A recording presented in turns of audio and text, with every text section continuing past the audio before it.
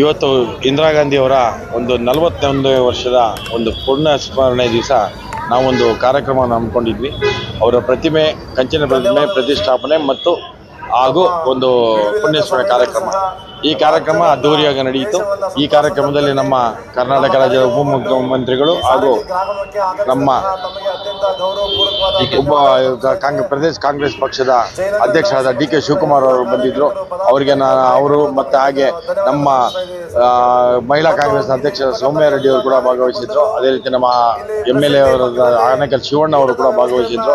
ಮುಖ್ಯವಾಗಿ ಇದರಲ್ಲಿ ಕಾರ್ಯಕ್ರಮದಲ್ಲಿ ನಮ್ಮ ರಿಜ್ವಾನ್ ನವಾಬ್ ಸಾಹೇಬರು KSRTC ಅಧ್ಯಕ್ಷರು ಹಾಗೂ ನಮ್ಮ ಜಯನಗರ ಬ್ಲಾಕ್ ಅಧ್ಯಕ್ಷರ ದಿವಾಕರ್ ಅವರು ಮತ್ತು UB ವೆಂಕಟೇಶ್ ಅವರು, ರಘುನಾಥ್ ನಾಯ್ಡು ಮತ್ತು ಎಲ್ಲ ಮುಖಂಡರು ಇವತ್ತು ಭಾಗವಹಿಸಿದ್ರು.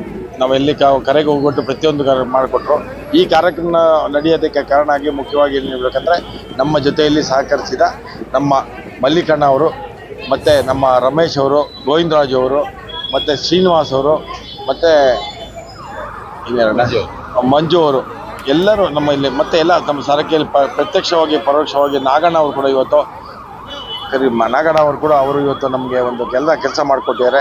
ಭಾಳ ಜನ ಕೆಲಸ ಮಾಡಿದ್ದಾರೆ. ಮುಖ್ಯವಾಗಿ ಜಯನಗರ ವಾಸು ಪ್ರತಿಯೊಬ್ಬರು ಮಾಡಿಕೊಟ್ಟಿದ್ದಾರೆ. ಕಾರ್ಯಕ್ರಮ ಒಂದು ಅದ್ದೂರಿ ಮಾಡೋದಕ್ಕೆ ಎಲ್ಲರೂ ಒಬ್ಬರ ಕೈಯಿಂದ ಸಾಧ್ಯ ಇಲ್ಲ. ಎಲ್ಲರೂ ಸೇರಿ ಕಾರ್ಯಕ್ರಮ ಮಾಡೋದಕ್ಕೆ ಒಂದು ಚೆನ್ನಾಗಿ ಮೂಡಿ ಬಂದಿ ಅಂತ ನಾನು ಅಂದ್ಕೊಂಡಿದ್ದೀನಿ. ಅವ್ರ ಸಹಕಾರ ನಮ್ಗೆ ಎಂದೊಂದಿಗೂ ಹಿಂಗೆ ಜೊತೆಯಲ್ಲಿ ಇರಲಿ ಅಂತ ನಾನು ಕೇಳ್ಕೊಂಡಿದ್ದೀನಿ.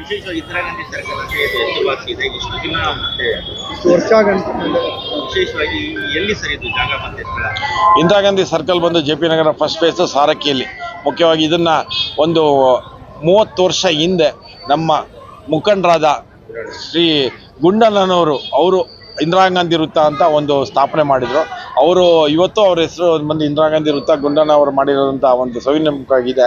ಮತ್ತು ಅದೇ ರೀತಿ ನಾವೇನು ಮಾಡಿದ್ದೀವಿ ಅಂದರೆ ಈಗ ಅವ್ರ ನೆನಪು ಜೊತೆಯಲ್ಲಿ ನಾವು ಅದ್ರ ಜೊತೆಯಲ್ಲಿ ಒಂದು ಪುತ್ಲಿ ಮಾಡಿದ್ದೀವಿ. ಇಂದಿರಾ ಗಾಂಧಿ ಅವರ ಪುತ್ಲಿಯನ್ನು ಅದರ ಪುತ್ಳಿಯನ್ನು ನವೆಂಬರ್ 19ನೇ ತಾರೀಕು ನಾವು ಮತ್ತೆ ಇನಾಗ್ರೇಷನ್ ಕಾರ್ಯಕ್ರಮ ಇಟ್ಕೊಬೇಕು ಅಂತಿದ್ದೀವಿ. ಇನ್ನೂ ಒಂದು ಸ್ವಲ್ಪ ಕೆಲಸಗಳು ಬಾಕಿ ಇರೋದ್ರಿಂದ ಅದನ್ನು ಇವಾಗ ಮಾಡ್ಸೋಕ್ಕಾಗಲಿಲ್ಲ.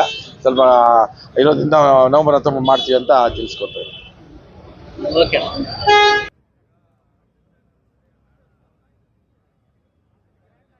ಇಂದಿರಾ ಗಾಂಧಿ ಸರ್ಕಲ್ ಅಂತ ಇಟ್ಟಿದ್ವಿ. ಆದರೆ ಅದೊಂದು ಸ್ಟ್ಯಾಚ್ಯೂ ಅನ್ನುವಂಥದ್ದು ನಿರ್ಮಾಣವಾಗಿರಲಿಲ್ಲ. ಆ ಸ್ಟ್ಯಾಚ್ಯೂನ ಈ ದಿನ ನಾವು ನಿರ್ಮಾಣ ಮಾಡಬೇಕು ಅಂದ್ಕೊಂಡ್ವಿ. ತಾಂತ್ರಿಕ ದೋಷದಿಂದ ಮಾಡೋದಕ್ಕೆ ಸಾಧ್ಯವಾಗಲಿಲ್ಲ. ಹಾಗಾಗಿ ಮುಂದೊಂದು ದಿನ ಮಾಡ್ತೀವಿ ಅಂತೇಳಿ ಈ ರಾಜ್ಯದ ಉಪಮುಖ್ಯಮಂತ್ರಿಯಾಗಿರ್ತಕ್ಕಂಥ DK ಶಿವಕುಮಾರ್ ಅವರು ಹೇಳಿಸ್ಬಿಟ್ಟು ಹೋಗಿದ್ದಾರೆ. ಇಂದಿರಾ ಗಾಂಧಿ ಅವರು ಅಂತಂದರೆ ಏನು ಸಾಮಾನ್ಯರೇನಲ್ಲ. 1917ನೇ ಇಸ್ವಿಯಿಂದ 1984ನೇ ಇಸ್ವಿ ತನಕ ಅವರ ಜೀವಿತಾವಧಿಯಲ್ಲಿ ಹಲವಾರು ಕಾರ್ಯಕ್ರಮಗಳನ್ನು ಈ ದೇಶಕ್ಕೆ ನೀಡಿದರು. 2 ಬಾರಿ ಮುಖ್ಯಮಂತ್ರಿಗಳಾಗಿದ್ದರು, 2 ಬಾರಿ ಪ್ರಧಾನಮಂತ್ರಿಗಳು, 4ನೇ ಬಾರಿ ಅವರು ಆಯ್ಕೆಯಾಗಿ 3ನೇ ಬಾರಿ ಅವರು ಪ್ರಧಾನಮಂತ್ರಿಯಾಗಿ ಆಯ್ಕೆಯಾಗಿದ್ದರು ಅನ್ನುವಂಥದ್ದನ್ನು ನಾವು ತಿಳಿಬೇಕಿಲ್ಲಿ.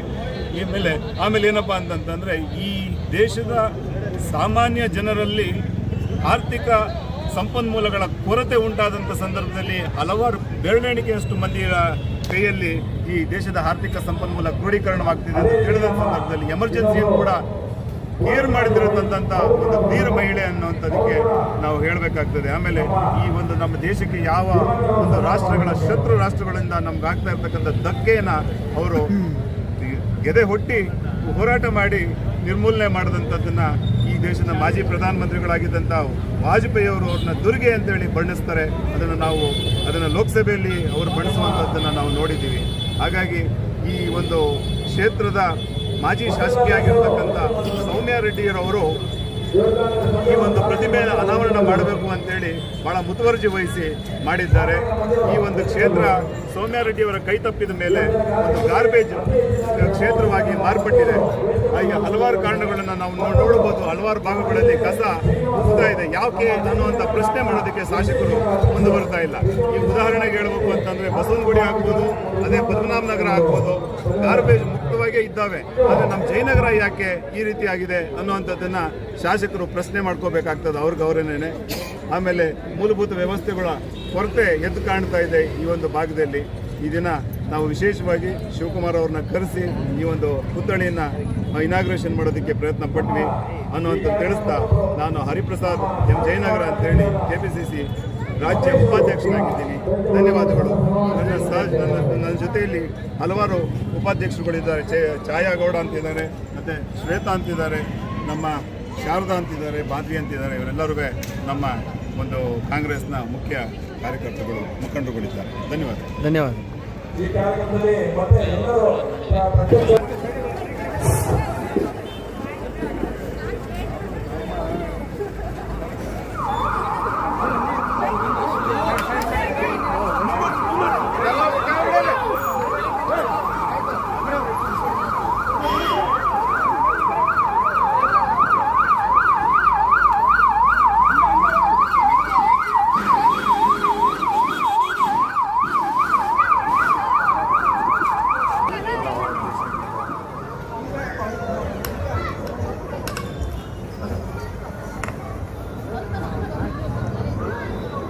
ಧನ್ಯವಾದಗಳು ಸರ್. ತಮ್ಮ ಬಿಡುವಿಲ್ಲದ ಸಮಯದಲ್ಲೂ ಸಹ ರಾಜ್ಯವನ್ನ ದೇಶವನ್ನ ಸುತ್ತುವ ಸಂದರ್ಭದಲ್ಲಿ ನಮ್ಮ ಕರೆಗೆ ಹೋಗೊಟ್ಟು ಈ ಸಾರಥಿ ಗ್ರಾಮಕ್ಕೆ ಆಗಮಿಸಿದಂತಹ ತಮಗೆ ಅತ್ಯಂತ ಗೌರವಪೂರ್ವಕವಾದ ಧನ್ಯವಾದಗಳನ್ನು ಅರ್ಪಿಸ್ತಾ ಇದ್ದೇವೆ. ಜಯನಗರ ವಿಧಾನಸಭಾ ಕ್ಷೇತ್ರದ ಎಲ್ಲ ಕಾರ್ಯಕರ್ತರು, ಪದಾಧಿಕಾರಿಗಳು, ನಾಯಕರುಗಳು ತಮಗೆ ಧನ್ಯವಾದಗಳನ್ನು ಅರ್ಪಿಸ್ತಾ ಇದ್ದೀವಿ ಸರ್. ಮತ್ತು ಇಲ್ಲಿ ಇರ್ತಕ್ಕಂಥ ಎಲ್ಲ ನಾಗರಿಕ ಬಂಧುಗಳು, ಇಲ್ಲಿ ಪ್ರಸಿದ್ಧಿ ಪಕ್ಕದಲ್ಲಿ ಊಟದ ವ್ಯವಸ್ಥೆಯನ್ನ ಏರ್ಪಡಿಸಿದ್ದೀವಿ. ದಯಮಾಡಿ ಆ ಉಪಹಾರವನ್ನ ಸ್ವೀಕರಿಸಿ ತಾವೆಲ್ಲರೂ ಹೋಗ್ಬೇಕು ಅಂತೇಳಿ ಮನವಿ ಮಾಡ್ತಾ ಇದ್ದೇವೆ. ಪ್ರಸಿದ್ಧಿ ಪಕ್ಕದಲ್ಲೇ ಸಹ ಊಟದ ವ್ಯವಸ್ಥೆ ಕಾರ್ಯಕ್ರಮ ಇದೆ. ತಾವೆಲ್ಲರೂ ಸಹ ಅದನ್ನ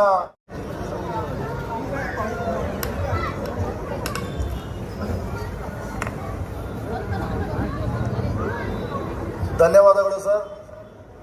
ತಮ್ಮ ಬಿಡುವಿಲ್ಲದ ಸಮಯದಲ್ಲೂ ಸಹ ರಾಜ್ಯವನ್ನ ದೇಶವನ್ನ ಸುತ್ತುವ ಸಂದರ್ಭದಲ್ಲಿ ನಮ್ಮ ಕರೆಗೆ ಹೋಗೊಟ್ಟು ಈ ಸಾರಥಿ ಗ್ರಾಮಕ್ಕೆ ಆಗಮಿಸಿದಂತಹ ತಮಗೆ ಅತ್ಯಂತ ಗೌರವಪೂರ್ವಕವಾದ ಧನ್ಯವಾದಗಳನ್ನು ಅರ್ಪಿಸ್ತಾ ಇದ್ದೇವೆ. ಜಯನಗರ ವಿಧಾನಸಭಾ ಕ್ಷೇತ್ರದ ಎಲ್ಲ ಕಾರ್ಯಕರ್ತರು, ಪದಾಧಿಕಾರಿಗಳು, ನಾಯಕರುಗಳು ತಮಗೆ ಧನ್ಯವಾದಗಳನ್ನು ಅರ್ಪಿಸ್ತಾ ಇದ್ದೀವಿ ಸರ್. ಮತ್ತು ಇಲ್ಲಿ ಇರ್ತಕ್ಕಂಥ ಎಲ್ಲ ನಾಗರಿಕ ಬಂಧುಗಳು, ಇಲ್ಲಿ ಪ್ರಸಿದ್ಧಿ ಪಕ್ಕದಲ್ಲಿ ಊಟದ ವ್ಯವಸ್ಥೆಯನ್ನ ಏರ್ಪಡಿಸಿದ್ದೀವಿ. ದಯಮಾಡಿ ಆ ಉಪಹಾರವನ್ನ ಸ್ವೀಕರಿಸಿ ತಾವೆಲ್ಲರೂ ಹೋಗ್ಬೇಕು ಅಂತೇಳಿ ಮನವಿ ಮಾಡ್ತಾ ಇದ್ದೇವೆ. ಪ್ರಸಿದ್ಧಿ ಪಕ್ಕದಲ್ಲೇ ಸಹ ಊಟದ ವ್ಯವಸ್ಥೆ ಕಾರ್ಯಕ್ರಮ ಇದೆ. ತಾವೆಲ್ಲರೂ ಸಹ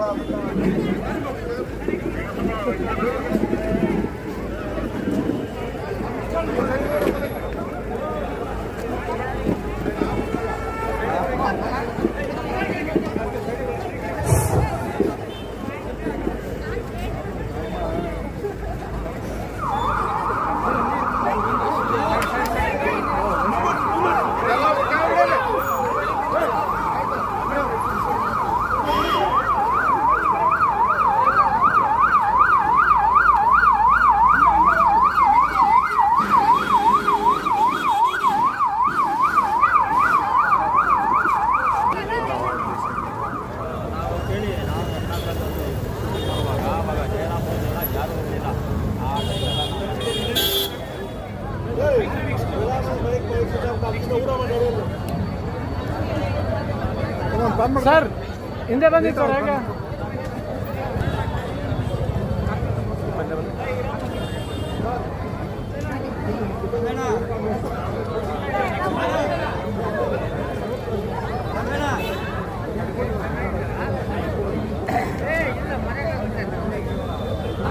sir ready sir.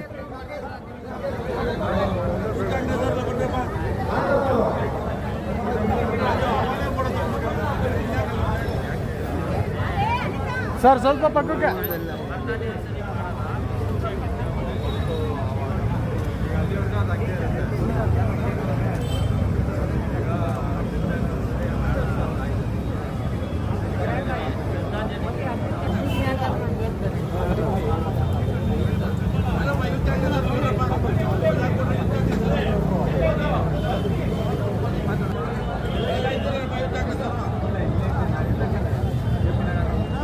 Sir ready sir.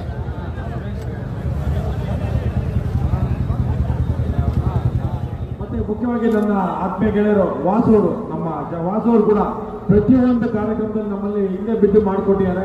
ಅವ್ರಿಗೂ ಕೂಡ ನಮ್ಮ ಈ ಸಂದರ್ಭದಲ್ಲಿ ಒಂದು ಕಾಲು ಹೊತ್ತು ಮೂಲಕ ಸನ್ಮಾನ ಮಾಡಬೇಕು ಅನ್ನೋ ವಿದ್ವಾಂಸ ಕೇಳ್ಕೊಳ್ತಾ ಇದ್ದೀನಿ.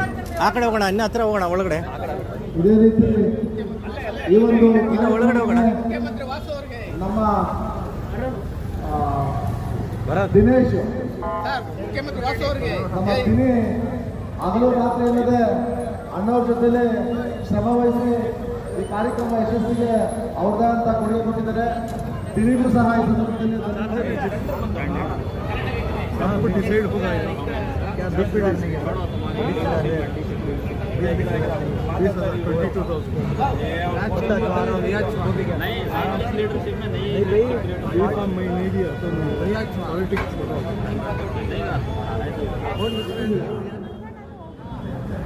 ಆಗ್ಬೇಕೇನೋ ಎಲ್ಲ ಟೈಮ್ ಇಲ್ಲ.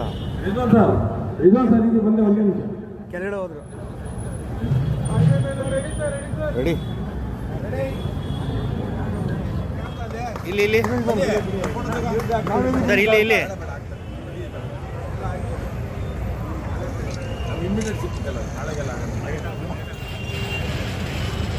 ನೋಡಿ ಸರ್. Okay ready sir.